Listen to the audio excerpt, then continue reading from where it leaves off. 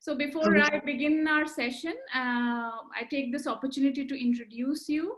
So Annapurni has worked with multiple not-for-profit organizations, and her motto is to reach out to marginalized girl students and women to impart English literacy to them. She has been an Access teacher, that is a language program funded by the US State Department for underprivileged or minority students. She has done courses on methodology of TESOL and professional development for teachers and trainers from University of Baltimore and Arizona State University. And she puts all her training into emancipation of community in this country. Ms. Annapurni applies innovative methodology of using text and literature in conducting gender sensitization workshop. तो जैसा कि आपको याद होगा, मैं आपको बता रही थी कि हमारे text और literature में कैसे gender roles और gender stereotypes हैं, वो they are there. That is something which is a very interesting thing to explore that we will try to do today. And she does believe in creating opportunity for dialogue among genders on the topic of stereotypes and cliches as a part of our upbringing. So you have heard Dr. Arvind Mishra, that how he defined in terms of social psychology. So now we'll see how in terms of literature and text these things work. Without wasting further time and without any further delay, now I invite you, Ms. Annapurni, for the session with our students. Thank you so much. Thank you very much, Dr. Shuchi, for having me over for this session. I've been following some of the lectures, and I'm completely blown away by the kind of discussions that have been happening, the topic, the detail to which the topic is being discussed, and the questions that are coming from the audience. So I know that I have a very perceptive, okay, they say my voice is low. Is my voice low? Can you hear me properly? Shuchi, are you able to hear me properly? I am able to hear. Maybe you can be a little louder. So okay, I'm usually having the problem of being too loud. Okay. Yeah. Okay. A lot of them are saying the voice. Yes. Now it's better. It was a little better now. Is it better now? Okay. All right. So I'm not going to really waste time about talking about the gender discussion of gender and sex. I know that this has already been discussed. So I'm actually going to start with a story. What I would suggest to the students is that if they have a pen and paper with them, if they can just think about the characters that I'm going to talk about, and maybe just note down traits, character traits, behavior patterns that are there. And just say, you can talk about domesticity, or you can say pride, honor, whatever you want, beauty, any of these qualities that are there. If you can just note them down as I say the story, whatever strikes you, that will be helpful for our discussion. Is that okay? Yeah, students, I hope it's okay. Yes, ma'am. Good. My voice is still low for everybody. Okay, wait. Let me put my earphones to the front. Shruti, is that better? I think that was Shruti who said my voice. Shruti, is the voice better? Can you respond to ma'am? Okay, so Kriti is telling me, yes, that it's better. Thank you so much, that it's better now. Sakshi, all right. Okay, so let me start with the story itself. Once upon a time, long, long ago, in a village in England, there lived a young, beautiful girl. She lived with her stepmother and her stepsisters. Now, because she did not have a mother, she was not treated very well in the house. She had to take care of all the housework. She was just given a little bit of food from the house, and she wore all the old clothes given away by her stepsisters. One day, a message came from the king's family. There was going to be a dance party, and the king wanted every young girl in the kingdom to attend this party. The stepsisters were excited. They went shopping. They bought new clothes. They bought new jewelry. They bought new shoes. But this young girl did not get a chance at all. She begged to her stepmother, please, stepmother, just this one time, can't I come with you? I will wear any old clothes that you have. The stepmother just looked at her angrily and said, you? What will you do at the dance party? Go, take care of the kitchen.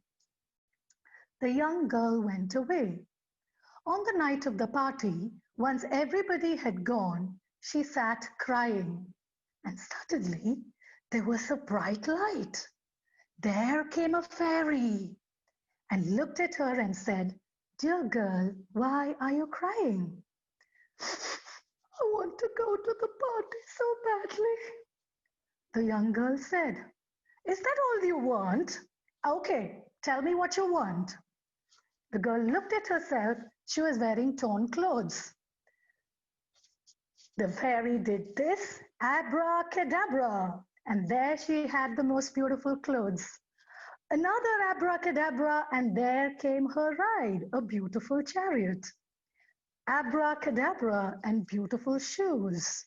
The young girl was all set to go to the party. She went over there, but as she was going, the fairy godmother warned her. Right at the bang of 12, all the magic will disappear. You better get back home by then. The young girl ran to her chariot, and the horses speeded to the party.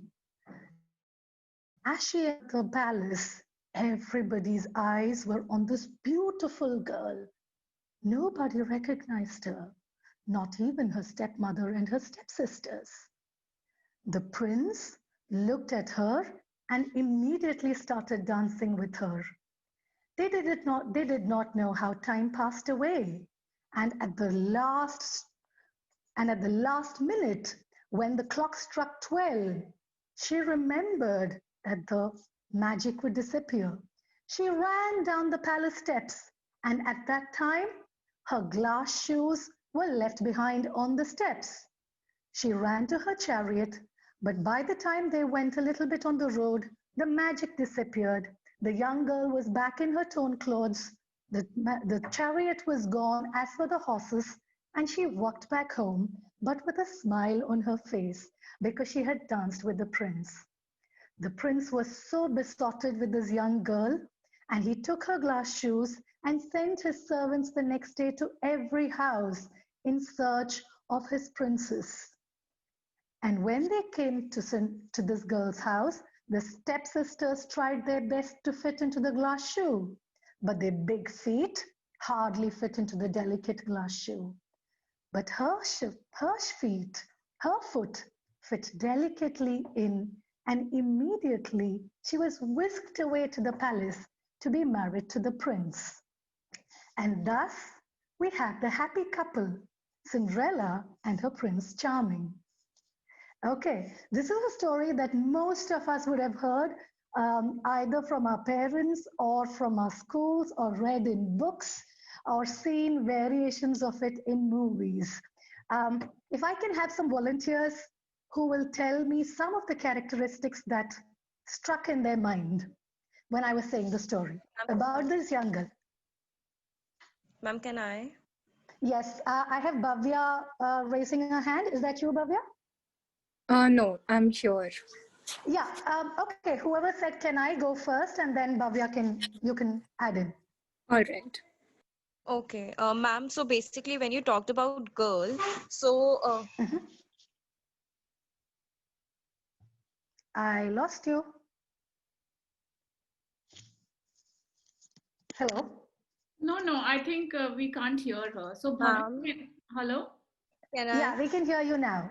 Ma'am, so basically, the girl which you talked about, her definition when when you were talking about her, you were constantly saying beautiful, beautiful. So when you were trying to say that, so it was that you were trying to define her from the face value, from the face framework.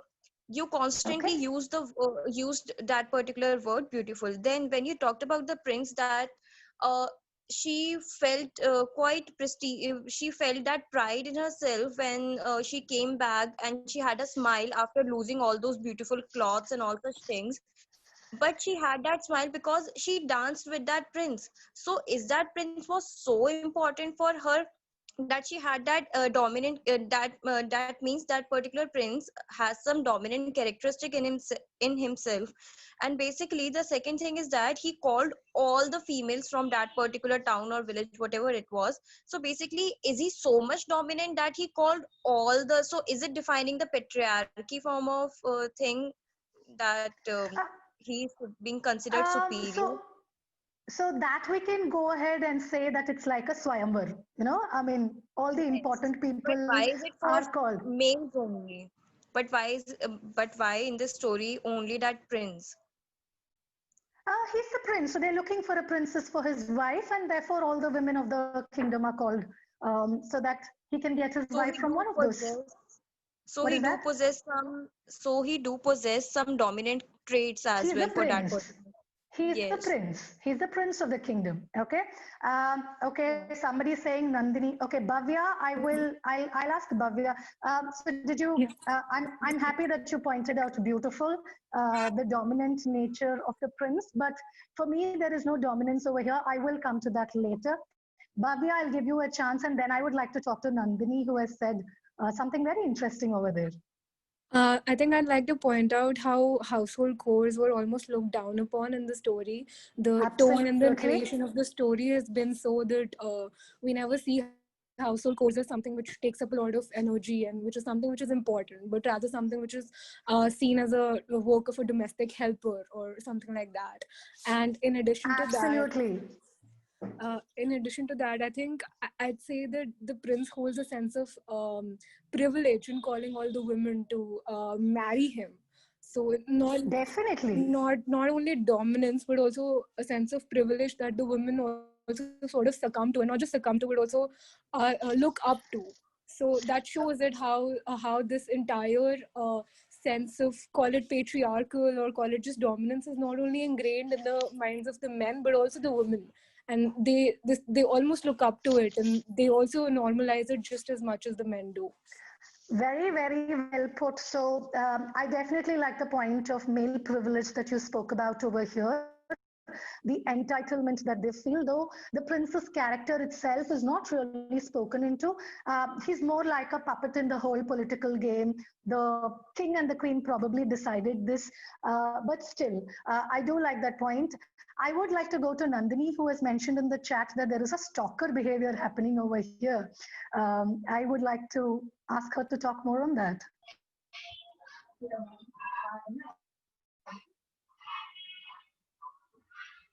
Hello, am I audible? Just about. You're a little bit low, but yes. I'm sorry in case you hear some disturbances from my end. But That's okay. my point was like nowhere in the story do we see that like Cinderella is particularly happy about the presence of the prince. She just wanted a night out. She just probably wanted a day of freedom from her everyday domestic lifestyle that was imposed on her. Okay. And the prince took it on upon himself that she is interested in him sexually and romantically, Okay. that he went as far as to like searching for her just on the basis of the shoe.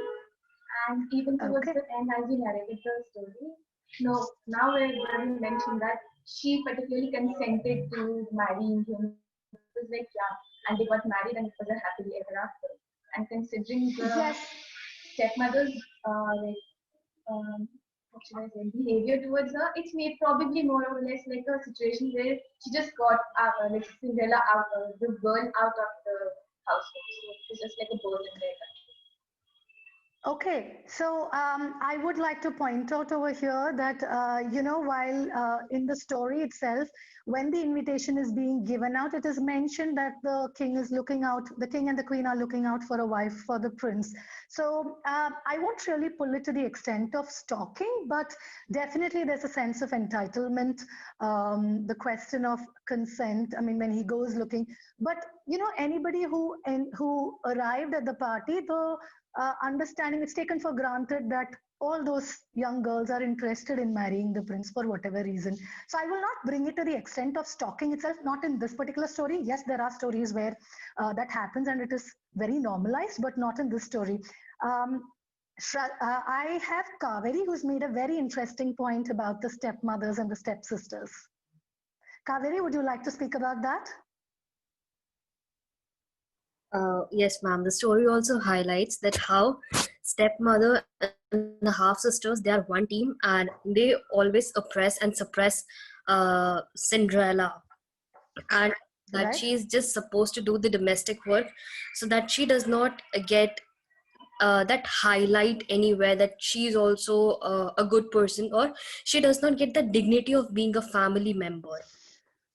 Very good. I like the point that you make. So you actually covered most of the points. So the reason why I chose this particular story is from the side of women characters that are portrayed in literature. This kind of covers most of the roles that we see women in, and we'll see this happening continuously in legends, in mythologies, in movies, and in stories. I mean, even in literature, no matter what language it is in. So I'm going to speak about, just taking this particular story itself. Um, First, you have the domesticated girl who is, looked down upon. So as was mentioned earlier itself, as was observed by you very, very astutely, how domestic chores are looked down upon. I know that in your previous talks you've spoken about the unproductiveness of women, and how it's unpaid labor what we do in the house. So that particular part, and it's definitely not something that has dignity attached to it also. It is something that's looked down upon for sure. So that point over there. Also in the character of Cinderella itself, how you see this girl who wants to do things but is not allowed to do it, and she does not question it. So you have the obedient girl coming into the picture, the docile and obedient girl who is suppressed, I mean, there's no justice in her life, but still she keeps quiet about it, right? Nowhere in the story do you actually, except for the time when Cinderella actually asks her stepmother, can I come with you for the party? Other than that, in every other part of the story, she's shown as this meek, docile girl. Definitely the question of beauty itself, because what does the prince know about Cinderella other than the fact that she is beautiful and maybe that she dances well? The story does not even speak about how she dances.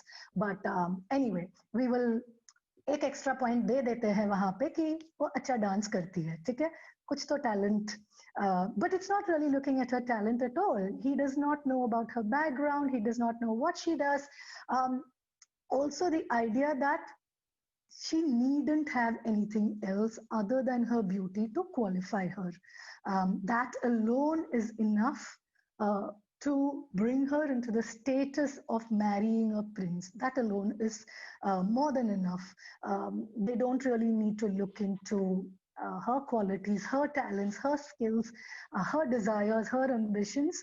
None of this need to be looked into. So that kind of covers whatever. And of course, I like the point that you mentioned, that somebody's mentioned in the chat about maybe she was happy about just one free night that she's getting. Definitely, yes. She must have been happy about it that she got. But the way the story is told, with that happy ending of Cinderella marrying Prince Charming, the idea is that her happiness is because she got that opportunity to shine. She was recognized also. So it also brings in that little sprout of the idea that as human beings, each of us is looking for recognition. Whether we are admired or not is a completely different thing. We don't want to be, famous or popular all the time. That is definitely not a requirement. But one basic requirement that we all have is in some form or the other to be recognized. And this comes in our daily lives, in our educational institutions, in our workplaces, even within our families and friends. We require that recognition in some form, that acknowledgement that is there. And that particular night, Cinderella definitely is the center of attraction and admiration also, not just recognition as a beautiful person. So that part, I think I've covered more or less everything that is there. Okay, rigid framework shown, that stepmother is always shown. Yes, I'm just coming to that part over there. And I have a question from Paridhi. We will just wait for a questions for a minute and then go on. Is that okay? Can we wait for the questions to come? Can I just finish this part of it and then go on? Questions will be taken in the end, and that's how it is. Let us first, please do remember. Yeah, please do remember your questions. I want it to be an active discussion. Yes. All right.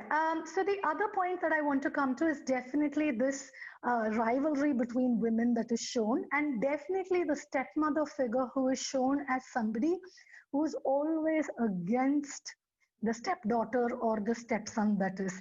Can you think of any Indian story where this is a very, very prominent feature?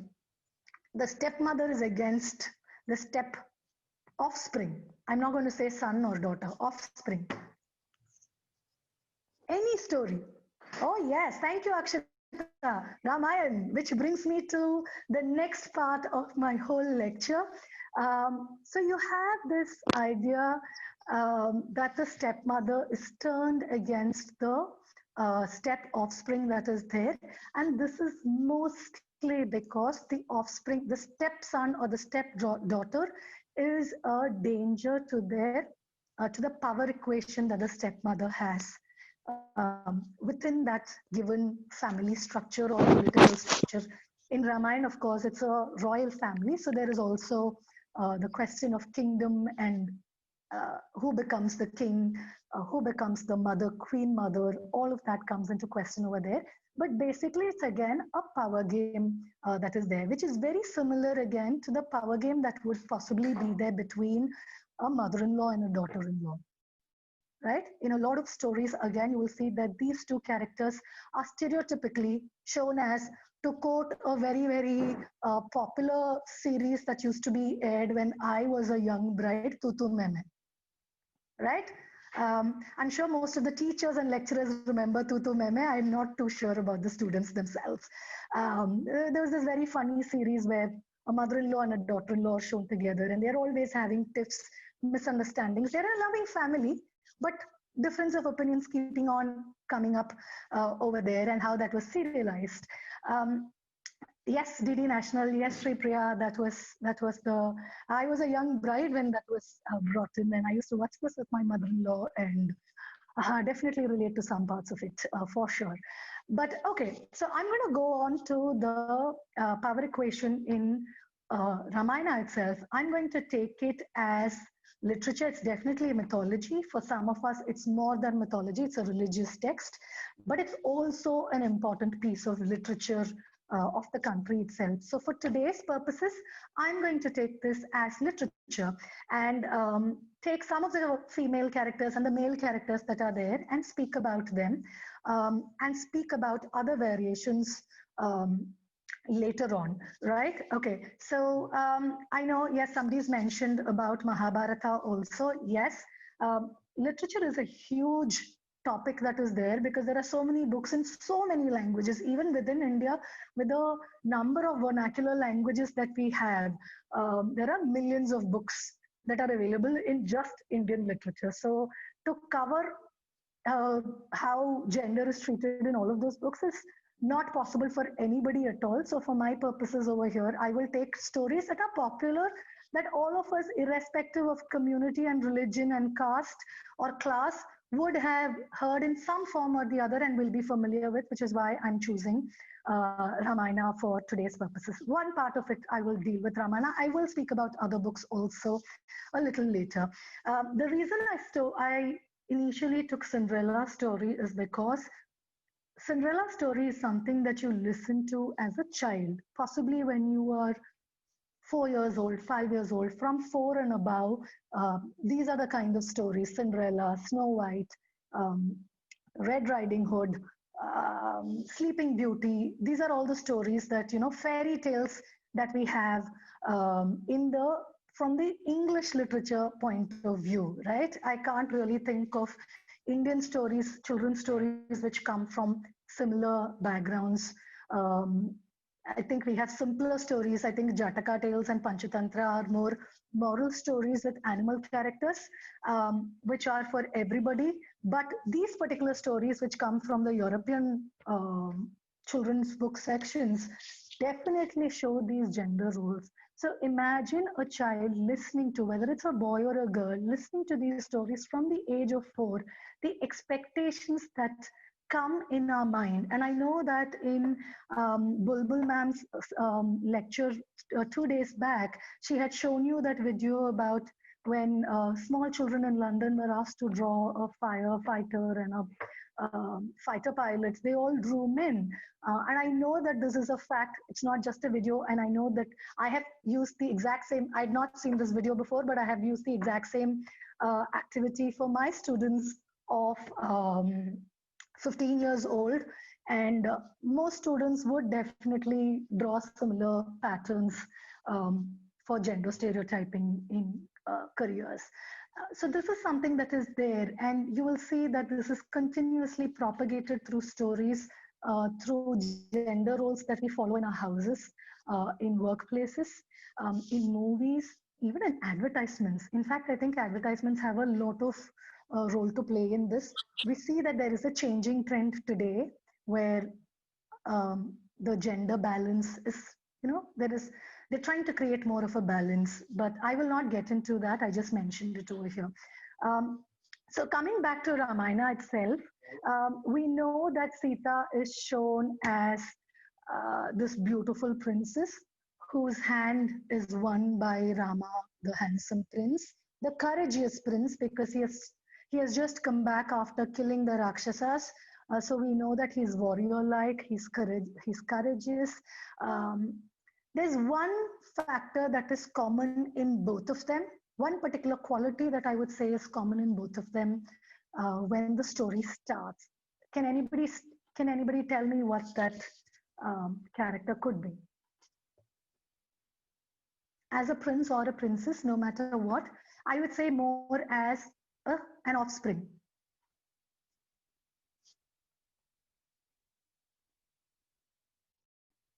Any character that you want to think of? Righteousness and dedication. Okay. Anything else? For me, the first thing that strikes me is obedience, right? Obedience is right. Okay, parents, beloved, respect. For me, the first thing that strikes, yes, respect is definitely there, but along with respect, there is also obedience that is there, whether it is in the case of Sita or in the case of Rama. Only thing is that later on, these characteristics have their own dimensions that they will take. No quality remains just as a plain quality, Who are they obedient to? What are they obedient to? You can't obey everybody, right? That's just a very foolish thing. There are some people that you obey, or there are some rules that you obey, but there are definitely some rules that we break. We consider this as a priority, okay? But obedience is definitely over there. The reason I'm mentioning obedience over here is to point out that irrespective of whether it's a boy or a girl, as a younger person, this is something that is required of younger people, that they be obedient, right?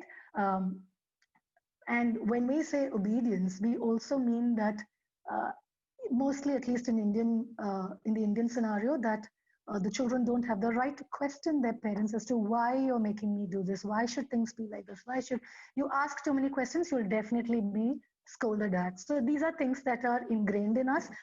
Ingrained more in girls than in boys, because after a particular age, both boys and girls will start rebelling at one particular age.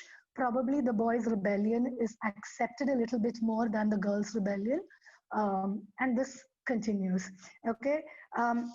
The other things that I want to speak about over here is Sita. I'm going to take the characteristics of Sita. So you have this beautiful princess, this obedience princess, who gets married to Rama, and you would think that they are made for each other on the surface, when you look at things, that they are made for each other. So much so that when Rama is asked to go to the forest, Sita immediately follows him, because that is her duty as a wife. Right? Anything to be mentioned over here? Does anybody want to comment on whatever has been said so far? Yes, I can see that Sushmita has mentioned devotion and obedience.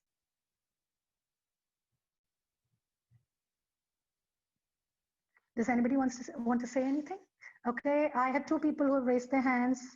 Gagandeep. Okay, Gagandeep, you wanted to say something? Yes, good evening, ma'am. Good evening. Ma'am, when we hear mythologist Devdutt Patnaik speaking about Sita, he says that Sita was the girl who chose. She was not forced to follow Ram for the Vanvasa.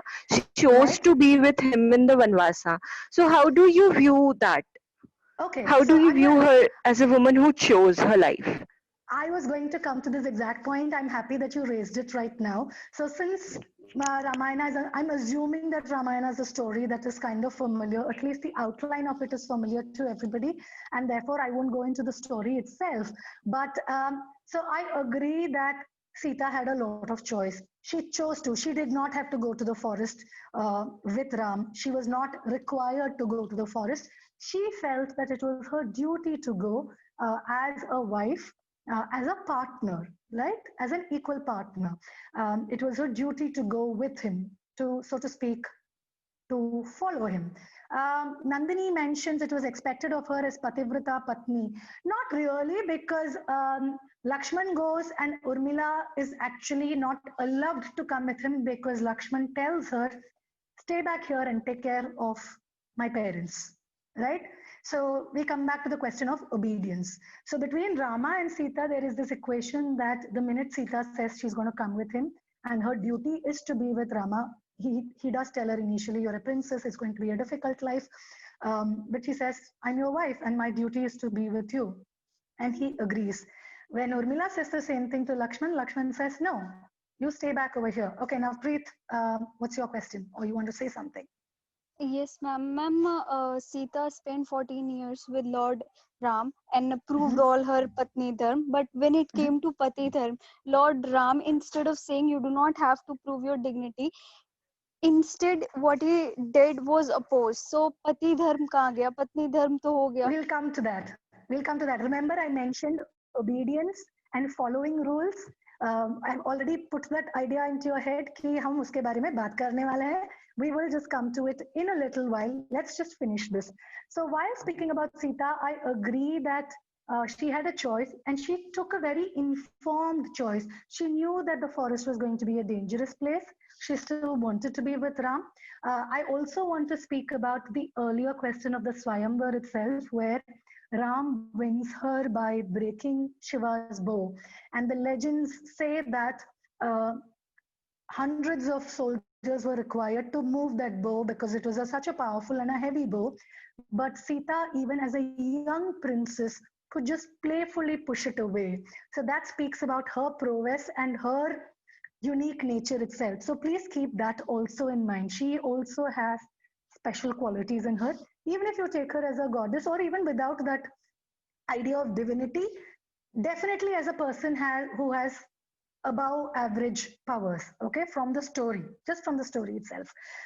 So she understands that there is danger over there. She goes to the forest. Later on, when she's asked to prove her chastity to Ram, prove her loyalty to Ram, she walks the fire. And there are some variations of the stories where she decides to do that on her own itself. And later on, when she is abandoned in the forest and she comes back, remember that she's abandoned in the forest when she's pregnant because somebody questions the her chastity, you know, just because none of us, I mean, the people of Ayodhya say none of us have seen her walk in the fire. How can we believe you? And once that rumor is there, then Ram asks Lakshman to abandon her in the forest. She's abandoned in the forest. Lava and Kusha are born. When they come back and retell the story of Ramayana, they sing. The Ashwamedha Yaga happens, the horse, all that part that is there. Rama invites Sita back. And when she comes over there, she decides again, an informed choice that she makes, that she is not going to live this life. And she gives up her children, she gives up her motherhood, and she goes back to Mother Earth. Again, a choice that she is made, even though Ram invites her back as a queen. Does anybody want to comment on that part of the story? For me, that's a more important choice than her choice of following Rama. Would anybody like to comment? Yes, Dhwani. Good evening, ma'am. I am a second year student of political science. I want to comment on the other thing you said, that some of the students said that it's not obedience, or it was expected of her to follow her husband. But can we not look at this from a different point of view, that maybe she loved her husband, or she wanted to stay with him rather than it was her duty to go with him? Agreed, which is why I brought in that comparison between her and Urmila. So did Urmila love her husband any less? So the equation between Rama and Sita was such that that was possible for her. That's what I wanted to bring into question over there. I'm not, whatever her reason be for following Ram into the forest, she made a choice and she had the privilege of making that choice. Whereas Urmila did not have the privilege of making that choice, is what I wanted to point out over there. For whatever reason. उनके दोनों के situation same थे ना, कि both of them love their husband, their respective husbands, both of them want to be pativrata, both of them believe that it's their duty to follow the husband, or they love the husband and therefore want to be with them for whatever reason. ठीक है? Dhwani, does that? Yeah. Okay. I have. So does anybody else want to comment on the latter part that I spoke about? Sakshi has asked, so did Sita not walk in the fire? She did walk in the fire. I'm speaking about later on. No, she walks in the fire at the time that she's coming back to Ayodhya as a queen after the death of Ravana. She walks in the fire to prove her chastity to Rama and everybody else. And then he accepts her. But I'm speaking about the time when she comes back to Ayodhya after her abandonment in the forest, after Lava and Kusha are born. So there is a continuation to the story. Anjali, yes.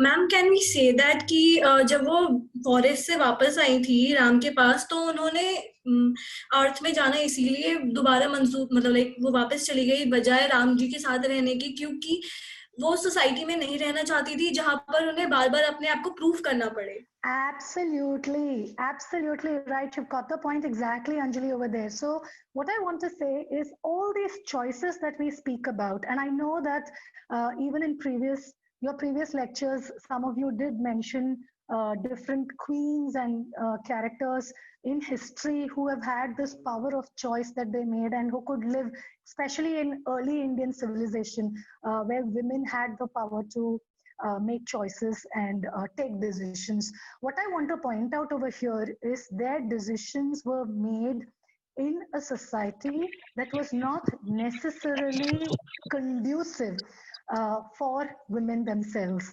The so-called laws and rules that were made were mostly towards male-oriented laws and rules. So whatever decisions they made were in keeping with those particular laws that were there. उनके choices थे, लेकिन ये system के अंदर उनके choices थे. ये system के बाहर जाकर उनको choice देने का अधिकार बिल्कुल नहीं था. वो करेंगे तो उनको अलग से नाम दिया जाता था. Even in this point, I know that Neetu has asked me to speak about Shurpanaka and Thataka. I will come to all of those characters and the Lakshman Rekha itself, the symbolism of Lakshman Rekha that is there. Definitely, it's very, very symbolic and it's part of our language itself today. ये Lakshman Rekha है कि लड़की इसको पार करके नहीं जाएगी. What is this Lakshman Rekha? There are so many unsaid rules that are there, unseen rules that are there. So Lakshman Rekha एक शब्द में उसको पूरा हमने जमा कर दिया है. ये सारे रूल्स और लॉज है. जो भी सोसाइटी सोचता है कि लड़की बिगड़ जाएगी, लड़की बिगड़ नहीं जाती है, but society thinks that, and to keep her within that becomes the Lakshman Rekha itself. Yes, Bhavya, what did you want to say? I just wanted to say that maybe that was Sita's way of sort of revolting and not being obedient for once. Absolutely, absolutely. So for once, she decided that this is a system. So all the other choices she made within that system, which was definitely more conducive and more leaning towards male characters. But that final, which is why I said this is more important to me than the other decisions, you know. She decided that no, this is not a system which I want to live in. And since there is no other system, I rather go away, right? And at this point, I want to mention some new versions of Ramayana that are there in literature by Indian authors. But before that, I want to make mention of one particular story that was written around the 1870s. It's a drama written by a Norwegian dramatist called Henrik Ibsen. The drama's name is A Doll's House. If there are English literature students over there, some of you may be familiar with this story. The story in itself is a very, very short, I mean, it's a short play actually. It's a drama. It's got 3 acts. The reason I'm mentioning it over here is there are similar situations over here. Bhavya, I'll come back to you. Let me just finish this.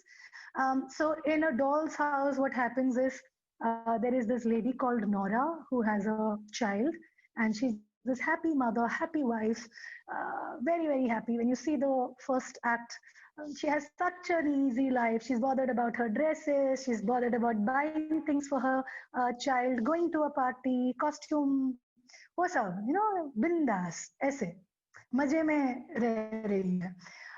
But as the play goes on, we come to know that there are some financial difficulties that this particular family is facing, which we don't realize in the first act, and it is actually hidden.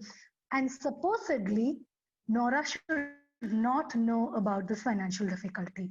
Her husband does not want her to know about it. And at this point, I would just like to show you a particular.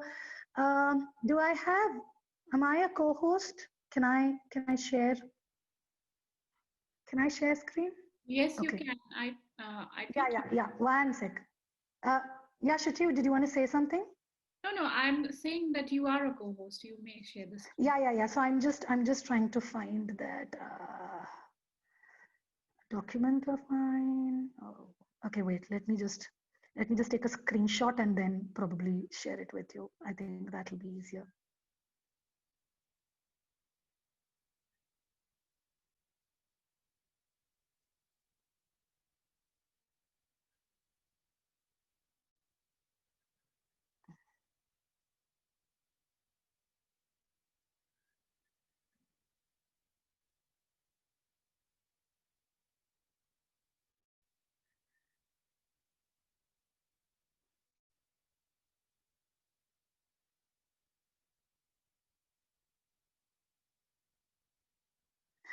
Okay, can you just see that?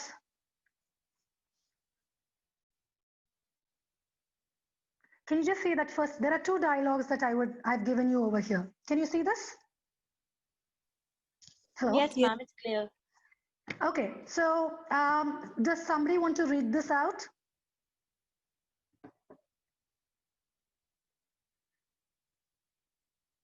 Does somebody want to volunteer? Ma'am, shall I? Ma'am, can I? Yes, please. Yes, please. Okay, first one who asked, read the first part. The second person can read the second part. Okay, ma'am. And besides, he is so proud of being a man. It would be so painful and humiliating for him to know that he owed anything to me. It would be completely wreck our relationship. Okay, so just that part, let's discuss this. So this is Nora talking about her husband. She's talking to her friend about the financial situation. And she has, in fact, what she has done is when her father died, the money comes to her. But there is her father dies before he can actually sign something. So she actually forges. We come to know of this only in the later part of the story. She arranges for this money to be there, but she hides in the background. Okay, so please note first, as I already told you, her husband does not want her to know about the financial problem. So this is very, very important for me over here, how financial independence is something that women are it's taken away from women. Because yes, thank you, Kaveri Krogstad. Also, thank you for that. I see that you're familiar with the text. So that financial independence and even financial knowledge. Forget about financial independence, financial knowledge. Anything that is to do with finances, women this is hidden away from women, and it is believed that women don't have the skill to understand this, the brain to understand this. And this is true even today in a lot of families, right? So when Shruti spoke to you about me taking gender sensitization workshops, when I talk to my students and I talk to them about, you want to buy something and सोच लो कि आपको एक cycle चाहिए. I deal with students who are 15 years old, so and they are students from fairly poorer backgrounds. So cycle is something that they aspire to buy. So if I say that they want to buy that, किससे जाकर पूछेंगे? They will definitely tell me पापा को जाकर पूछेंगे, right? It's as if the mother does not have any say in this particular decision that is there. So that is one thing that you have to notice. The other thing that comes out over here is that Nora's understanding that she should be unaware of the financial problems, and if her husband knows that she is the one who has solved this problem, how it is a humiliating thing for him and it will spoil their relationship. Do you believe that this is true? I'm going to just stop share for a second because I want to discuss this part. Yes. Does anybody want to comment on that?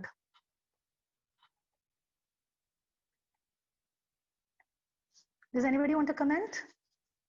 Bhavya, do you want to say something now? Am I audible? Yes, ma'am, you are. Okay, so does anybody want to comment on this financial knowledge, financial independence, solving financial problems, and the ego that is attached to it? Yes, ma'am.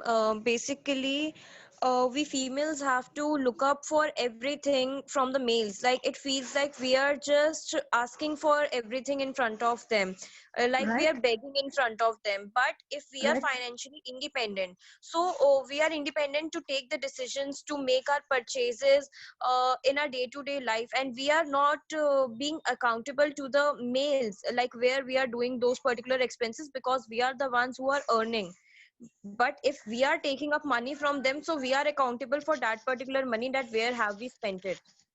So that is So what I feel I agree with that part of it. But what I also want to ask about is this ego that is attached to this whole money issue that is there and the independence that is there. basically male here gains a much upper hand in the dominance, because he's the one who is working day and night and earning for the family, and when he's giving up money to his female and to the family members, so there's some ego attached to him, that he is the one who is the breadwinner of the family, and he just takes up this superiority complex in himself. And as you said कि ये एक dominant factor बन जाता है उनकी ego के लिए, कि हाँ मैं ही तो कमा के ला रहा हूँ, I am the breadwinner, what are you people doing, because domestic household doesn't so that women are answerable for the expenses that they are. Okay, I agree with that.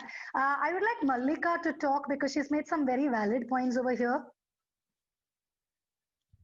Mallika, if you can just unmute yourself. Yes, ma'am.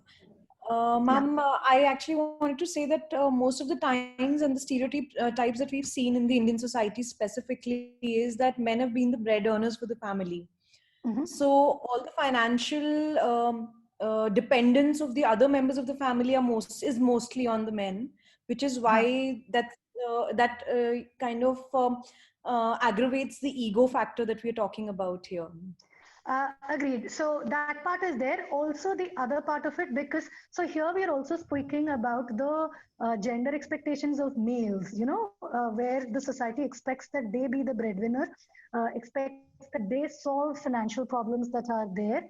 And it's not just the ego, there's also dignity attached to it. So she speaks about the humiliation. So if a man takes help from his wife to solve problems, financial problems especially, how in what light does that put him even today in the so-called modern society, and even today in a society where a lot of women are also earning, and I am sure that most married people in this forum and in other forums would agree to this.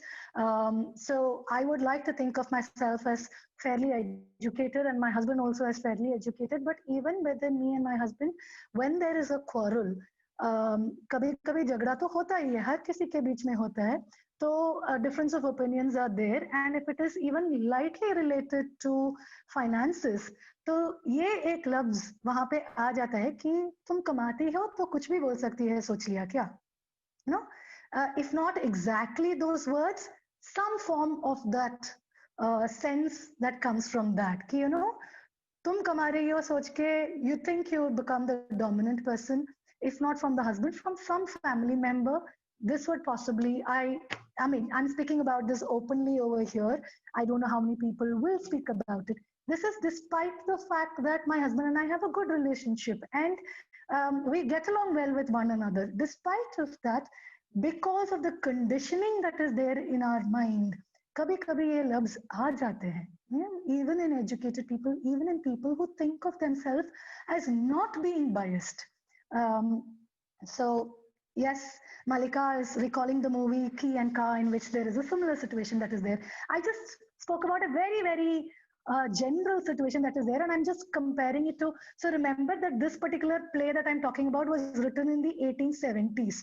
तो कितना visionary वो playwright है, and that too a male playwright at that. So मुझे उसके लिए तो उनको दाद देनी ही पड़ेगी कि थोड़ा वो सोच रहे हैं इनके बारे में, and he's able to speak for. So again, in this particular story also. Okay, Sushmita, I know about the story Breadwinner. We can come to that. It's also a book, actually. It's an animated story made from a book, and it's based on real situations in Afghanistan. I will speak about it. Since you mentioned it over here, I will come to that. That's a good point to raise over there. Thank you, Malika, for that. Later on in the story, what happens is, so as I mentioned, Nora actually forges her father's signature so that that money is available to her family. It was to come to her in any case, लेकिन उनको एक time deadline है, उसके पहले उसको वो पैसा चाहिए था, and therefore she forges her father's signature so that the money comes to them immediately. But she, before she forges a surety. She borrows money and she forges a surety from her father to this character called Krogstad, from whom she borrows this money, and he's continuously blackmailing her for it. कि उनको पता चल गया है कि उसने forge किया था, because her father is actually dead at that time. He has just died 2 days back or something of that story. I mean, I read this play 20 years back, so pardon me if I'm wrong, but this stays in my head, the outline. And for our purposes, that is enough for now.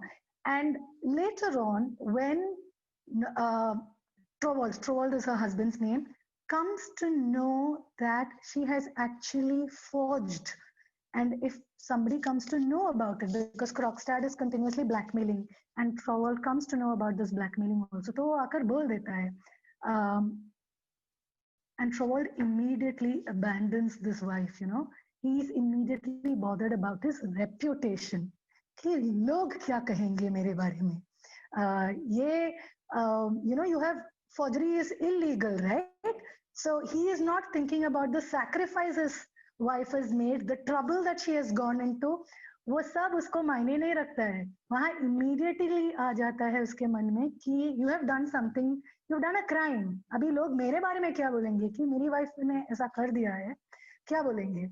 So the reason I'm saying this along with Ramayana is because of this, कि that same situation of log kya kahenge. I think this is something that is a way of constraining women, कि लोग क्या कहेंगे, लोग क्या कहेंगे. लड़के कुछ भी करते हैं, लोग क्या कहेंगे उसमें नहीं आता है. लड़की कुछ कर देती है तो लोग क्या कहेंगे तुरंत उसमें आ जाता है. As if the family's honor, family's pride, all of this is important for the men, but all of this is dependent on the women of the house. कि उनका pride, उनका dignity, उनका family name, उनका family honor, all of which is more important for men, so to speak, right? In a male society that we are brought up in. Um, but from the character of Sita and from the character of Nora, for me, their preferences are towards love, right? I'm not going to stereotype, I'm just showing the stereotyping that is there in the literature. I'm not saying all women are like that. That's definitely not really true. As times are changing, our priorities are also changing. But within these two stories, even going by what somebody said earlier, saying, I think Dwani was the one who mentioned, she followed her husband because she was in love with him. Agreed. So, usko wo love was what was priority over there. For Nora also, that love was what was a priority over there. And therefore, they did certain things to protect that love, as opposed to the husbands who are not protecting the love but are protecting the reputation and the honor that are there. So that is the difference in the systems and the priorities that are there for these characters. So finally, when Troll does come to know about this, and he immediately shouts at, I remember, Kaveri, that I said I will share one more part, and I'm just going to share that other dialogue that is there. I think Kaveri wanted to read it, yes? The second part. Okay. Ma'am, it was Kriti. Sorry, Kriti. I'm sorry, Kaveri. It was Kriti. Kriti, would you like to read that? Yes, ma'am. I would not be a true man if your feminine helplessness did not make you doubly attractive in my eyes. So that helplessness, right? This comes back to the idea even in Ramayana कि Sita is helpless. आप लोगों को लगता है कि वो उतनी helpless हुई होगी? She's a warrior princess. She's a Kshatriya princess. She could push that Shiva's bow even as a child while she was playing. उसका कुछ toy या ball कुछ उसके नीचे चला गया था. To take that, she could just push that bow away and push that table away and take that ball out even as a child is what the story tells us. आप लोगों को लग रहा है कि वो खुद की संभाल नहीं पाएगी? But no, she stays back and she waits for Ram to come and rescue her, right? So that helplessness that is expected of women, and that is a quality that is almost admired in women. कि तुम docile रहो, तुम weak रहो. मैं तेरा, the knight in shining armor who comes to rescue all the princesses who are being kidnapped away. कहाँ है वो knights? नहीं है ना. हमको खुद अपनी रक्षा करनी पड़ेगी. रियलिटी में तो हम एक्सपेक्ट कर देंगे, नाक कट जाएगी हमारी, जैसे शूर्पणखा का कट गया था, right? So that expectation from society that women remain weak and helpless and ask for help.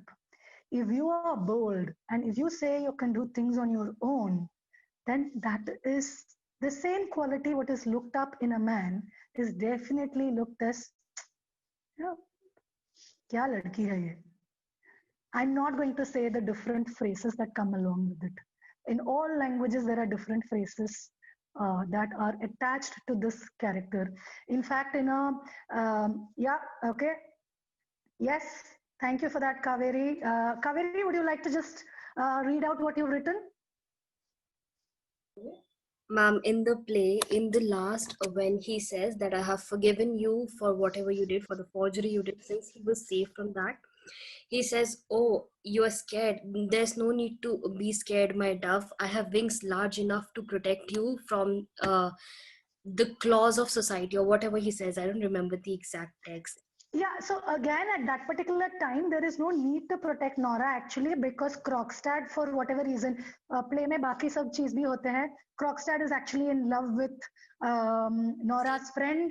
Nora's friend, yeah, Liz.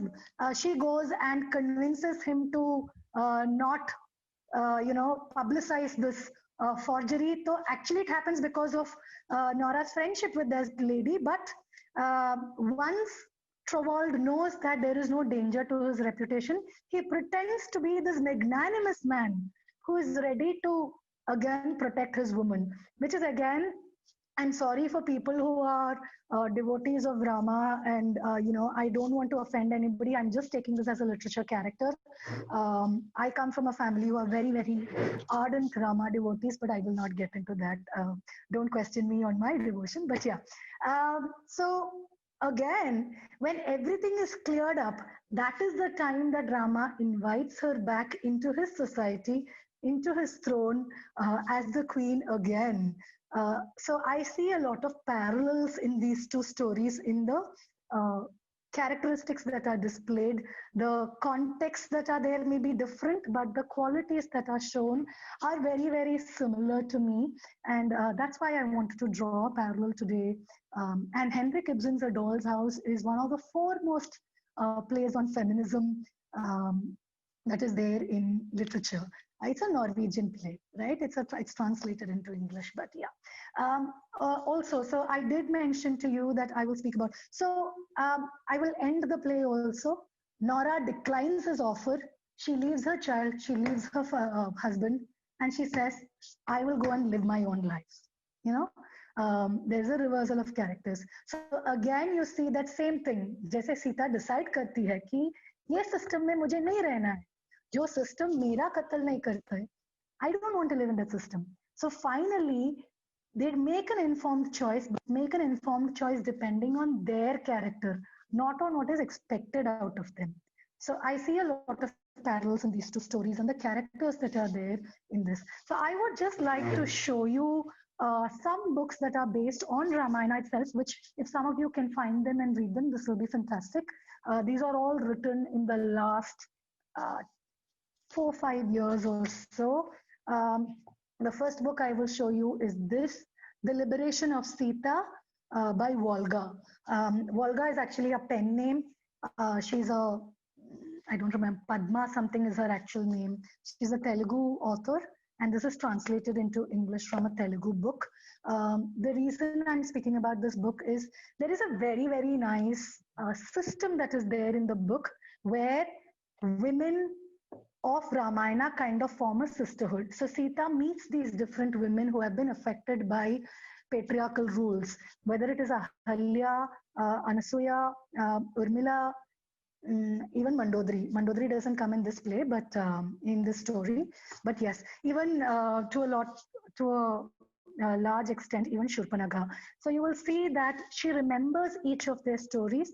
She thinks about how they have been judged, how their characters have been judged. She remembers her conversations with them and therefore takes that final decision to go back to Mother Earth. So there is a lot of importance given to that sisterhood that is there, the value of what other women have to say in a good way, as opposed to the rivalry that was shown between the stepmother and the stepsister and the half sisters that are there. Here, there is a good sisterhood that is shown, that is valued over here. You know, in a lot of stories, we keep talking about women gossiping about other women. I know that I'm very, very short of time. I know we started late. Dr. Shuchi, do you want to just tell me how much time I have? Yeah, so maybe another 10 minutes we can wind up. Okay, so since we've been taking questions as this is going on, I suppose we don't have to have a separate question and answer session. Taking questions all along since it's been a, yeah. Student can right? get into as well. So I do remember that somebody wanted to talk about the Lakshman Rekha that was there. So I want to show you this illustration. So this is an illustrated, this is a graphic novel. So for people who are interested in literature, this genre of graphic novel is a big rage in India now. So these are drawn in a Patachitra style, which is a very, very Indian art form, a Bengali side art form that is there. You can see that in this particular scene, Sita is actually watching out of her window. She's watching Ravana come as a sage over there, you know, as a mendicant who's coming asking for alms. But sirf ye aap dekhoge, it seems as if she's jailed, right? The illustration of that. And you can actually see Lakshman drawing the Lakshman Rekha over here and telling her not to come out of it. So, you know, almost as if women should not think beyond what is expected of them. So Lakshman Rekha would possibly be the expectations that society has of women, of womanhood. कि आप इसके अंदर ही रहोगे. हमने आपको ये role आपको दे दिया है. Okay, somebody wanted to know. This is called Sita's Ramayana. It is written by Samhita Arni. If you can see this closely, you can just write the topic. You will find this. I've actually done a YouTube video on this. I can share that with Shuchi. If you want, you can just listen to it. So this is also illustrated. The front cover is illustrated by the same artist who is Moina Chitrakar. So this is written by Chandrabati. So Chandrabati has written this in Bengali. Chandrabati was actually a poet way back in the 16th century, if I'm right. And here also she speaks about Sita's viewpoint over here. Ramayana ko pura Sita के side से ये decision क्यों लिया, मेरे साथ ये क्यों हो गया था. So she's questioning all of that. She's speaking about society over here. All of that from Sita's viewpoint. The importance is for Sita, not for Ramayana as a complete story itself. And you will see that Sita के decisions को बहुत मायने रखे हुए यहाँ बात कर दिया गया है. And this is way back in the 16th century, okay?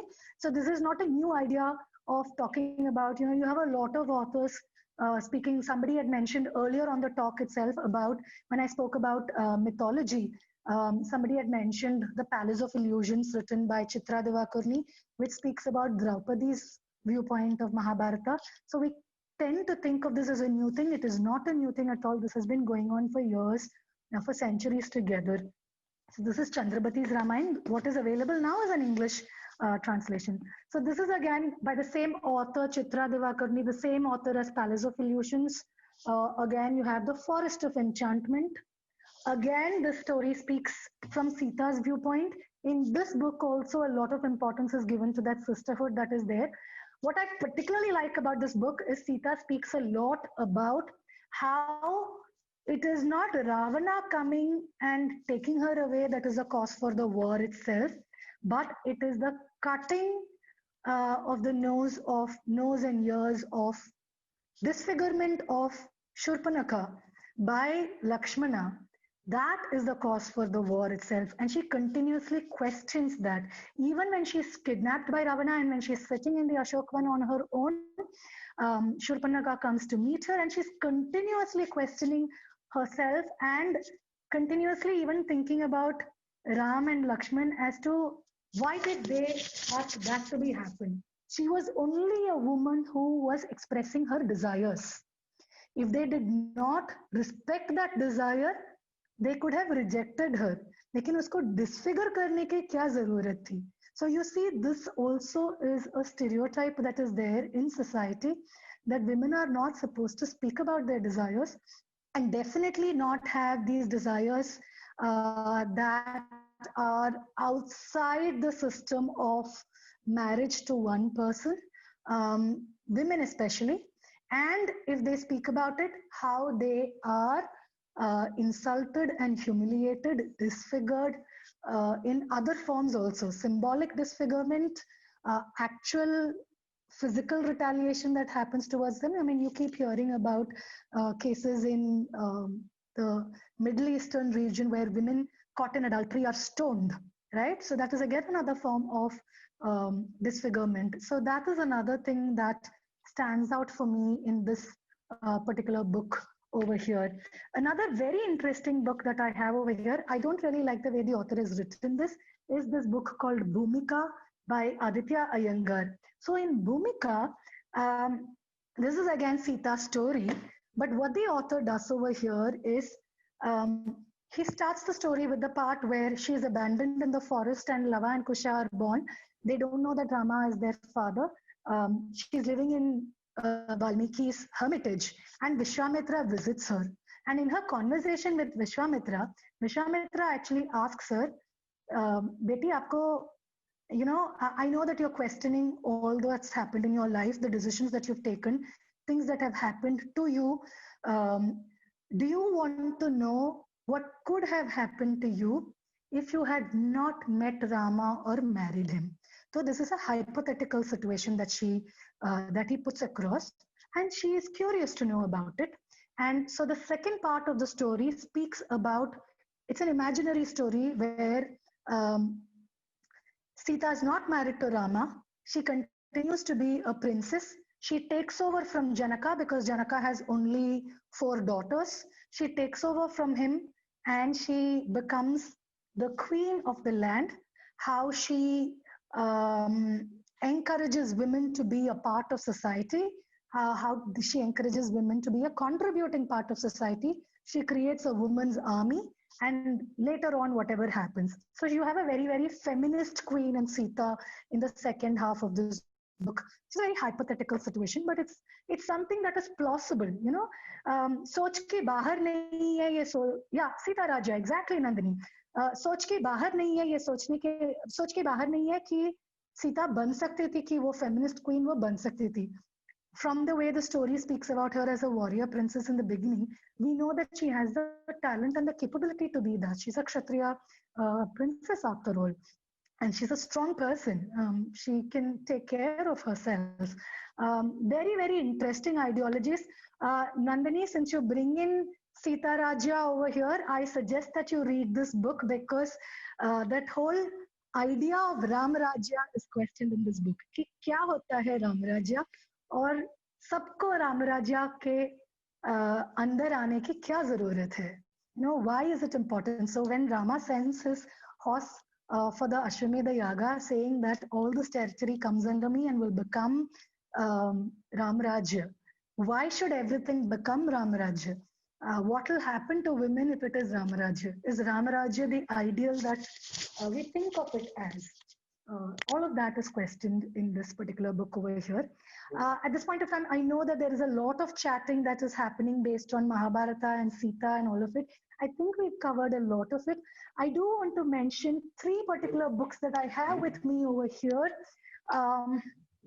So this is by an author called Perumal Murugan, who is again an Indian author. He's actually a Tamil author. These are translations. So the 3 books that I have with me are One Part Woman, Trial by Silence, and A Lonely Harvest. I'm bringing these books into question over here because they speak about a married couple who don't have a child. So what does society think about a male who's not able to give birth, to have a child? This is there even in our mythologies and in our legends that are there. In Mahabharata and Ramayana also, Dasharatha is not able to give to have a child. You see that the Pandu and Gandhari's husband, Dhritarashtra, he's also not able to have children on their own. So what happens after that? The idea of how those queens become pregnant. I'm not going to get into all of that, but this story speaks of that. This is not a modern story. This is a story actually during colonial times. I mean, it's not really mentioned, but समझ में आ जाता है, थोड़े subtly mentioned है, British time का है ये, but फिर भी it's possibly about 100 years back. Let's say it's about 100 years back. So a married couple without children, what does society think about them? And these 2 books that are there. So this book, this is the first part. One Part Woman is the first part. ये आकर एक junction में stop हो जाती है. And from there, the story can go in 2 ways, right? So the author has done something very clever by making 2 books. So this is one way the story can go. This is the other way the story can go. So both of them happen after One Part Woman. You can read them separately also, but you will get them better after One Part Woman. ये कुछ भी ऐसे हो सकता है. And particularly in this book, the women have a lot of importance. Again, that sisterhood, that women coming together and supporting one another, whether it is economically, psychologically, as a family. And it also breaks the stereotypes of the daughter-in-law, mother-in-law equation that is there. A lot of things that happen in this book. So I will highly, highly recommend that all of you read, and the language is very, very simple. Read this, what is called the One Part Woman trilogy. Trilogy is 3 books by Perumal Murugan that is there. I definitely wanted to mention this book. I have a lot to say about this book, but I know we are short of time, so I will not get into this further on. Dr. Shuchi, I'm so sorry that I've gone beyond my time. But if there is anything... Not at all, Annapurni. I'm sure that you can see how excited and how happy our students are. And there have been multiple comments that I really don't want this session to end ever, and stuff like that. So we know how excited our students have been, and how how they have participated with full enthusiasm. And it was an amazing, inspiring session for all of us. And I sincerely thank you, Annapurni, for being such a strong proponent and inspiration who support breaking gender roles and stereotypes through such an innovative method. People generally do not think in terms of how literature and text put up, and you have really done an amazing work for our students. And yes, the focus of conversation that investigated in the current state of gender and the history and the literature through multidimensional framework has been amazing. And I'm sure our participants must have learned a lot. And they are, again, I would say, in a position to really challenge such things, such problematic propositions themselves. And as I reach towards the end of this program, I would like to extend a very sincere thanks to Ms. Annapurni PS for such an informative and such an interactive knowledge sharing session. Thank you so much, Annapurni. And thank you very, very much. Yeah, you wanted to say something more? No, please. Okay, so as I end this, I would like to end with a quote from Shakespeare about Lady Macbeth. I just want to use this quote so that I want you to think about it, the quote itself and all that it stands for over here. So let me just find that quote. I have saved it, and give me just 1 second for that. Okay, there are two quotes that I want to speak about over here. Come, you spirits that tend on mortal thoughts, unsex me here and fill me from the crown to the toe, top full of direst cruelty.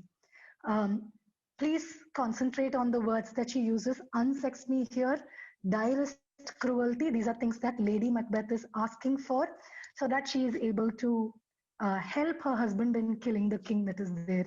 And there's one more quote that comes right after this, towards the end of that scene. I have given suck and know how tender it is to love the babe that milks me.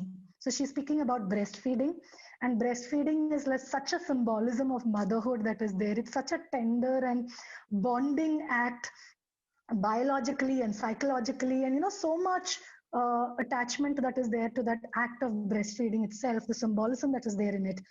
I would, while it was smiling in my face, plucked my nipple from his boneless gums and dashed the brains out, had I sworn as you have done to this. So she's saying that even that child that was feeding me at the time when the child was breastfeeding and looking at me and smiling, if I had promised to kill that child, I would have stopped feeding, pulled him away and killed him, dashed the brains. See the imagery in that, the gory imagery in that. So she's speaking about evil and cruelty, and how she, in a later dialogue, how she reinforces that. If I had promised to do so. So again, she's bringing in that question of the importance of a word that a man should have. ये promise दे दिया है आपने, तो वो promise का क्या मायने रखता है? In all the stories that we spoke about, think about how that promise is important to a man and how a promise is important to a woman. So I would end my talk on those notes itself. Thank you very, very much for having me here. It's been such a pleasure to have such an interactive session. Thank you for those brilliant questions. I'm sorry if I've not addressed any part of your questions. Please feel free. I will share my mail ID with Shuchi. If you are interested in, I've spoken in detail about the books that I spoke about on Sita, the Ramayana versions. There's a YouTube that I've just put it up. If you're interested, I'll share that also with Shuchi. And if somebody is interested, please go ahead and look it up. Thank you very, very much. Thank you so much. Ma'am, can I say something? Yes, please. Ma'am Dhwani this side. I would love to have you in our college for a session, for a talk. And we would really appreciate if you'd come there. And this is by far, according to me, the most interesting session and the most which I enjoyed. Thank you so much for your time, ma'am. Thank you very, very much. That really makes my day. Thank you very, very much, Dhwani, for those words. So much, Annapurni. And it's up to your college authority. Somebody invites me, I love to talk and I love to interact with So yeah, students and Dhwani, teachers. I'll share ma'am's details, contact details with you. You may get in touch with ma'am later. So there Thank could you, not have been a better way to conclude it. And thank you so much, Annapurni. Now I would just announce for the students the day 5 of the course. So the day 5 commences tomorrow at 4 p.m. same time. You're requested to check your registered email ID for the link and other details tomorrow on the session on identity, equality, and gender justice. You must log in 10 minutes before. And we would also send you a mail regarding the assignment. So please, if your friends have left, just let them know that there would be a mail regarding assignment. And after that, we'll discuss the assignment, what is to be done in brief, maybe in after the session. And this is all for now from my side. Thank you so much, students, for your participation and enthusiasm. Let's meet tomorrow. Thank you so much, Annapurni. Now participants may Thank you very much. Yeah. It's been a pleasure and an honor. Absolutely. Thank you very much. Honor in other terms. Yeah, bye-bye. Thank you.